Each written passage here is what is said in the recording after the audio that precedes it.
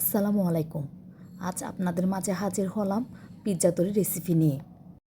প্রথমে একটি পাত্রে হালকা কুসুম পানি নিয়ে নিব। এতে দিয়ে দিব 3 চা চামচ ইস্ট। এরপর ইস্ট আর পানি একসাথে মিশিয়ে একপাশে রেখে দেব যাতে ইস্ট অ্যাক্টিভেট হয়ে যায়। 10 মিনিট পর এতে দিয়ে দিব 3 কাপ ময়দা, লবণ আর অল্প পরিমাণ চিনি।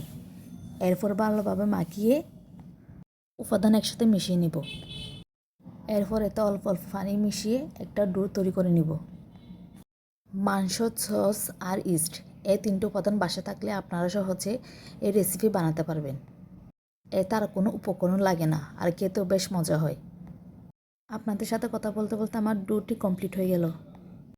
ডোটিকে এবার প্রেসার কুকারে রেস্টে রাখবো, এতে ডোটি ফুলে দ্বিগুণ হয়ে যাবে। ও চলে যাব মাংসের প্রিপারেশনে। মাংসের জন্য সচরাচর যেসব মশলা লাগে আমি সেসব দিয়ে চুলায় বসিয়ে দিলাম। এরপর মাংসটিকে ভালোভাবে কষিয়ে ভাজা ভাজা করে নিব। আমার মাংস রান্না কমপ্লিট।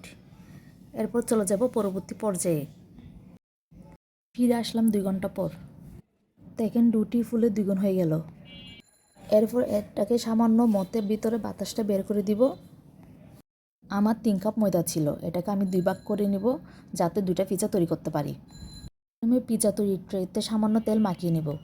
এরপর ডো দিয়ে এভাবে স্ক্রিনে দেখানো প্রসেস অনুসারে রুটি বেলে নিব। তারপর কাঁটা চামচের সাহায্যে এভাবে ছিদ্র করে দিব যাতে ভিতরে বাতাস বের হয়ে যায় এবং বেক করার সময় যাতে ফুলে না ওঠে। এরপর দিয়ে দিব সস। এই যে দেখেন আমি কিভাবে মিনি সস দিয়ে আজকে পিৎজা তৈরি করলাম। অল্প সস দিছি যাতে বেশি টক হয়ে না যায়। এটাকে ভালোভাবে প্রত্যেকটা অংশে মিশিয়ে নিলাম। এরপর দিয়ে দিলাম মাংস। এটাকে সবখানে ছড়িয়ে দিব। আমার বাচ্চারা সবজি খেতে চায় না, তাই আমি এটার সাথে কোনো সবজি অ্যাড করি না। আপনারা চাইলে অন্যান্য যে কোনো সবজি অ্যাড করতে পারেন। তাদের কাছে সবসময় চিজ পাওয়া যায় না, তাই চিজটাকে অ্যাভয়েড করে আজকে পিৎজা তৈরি করলাম।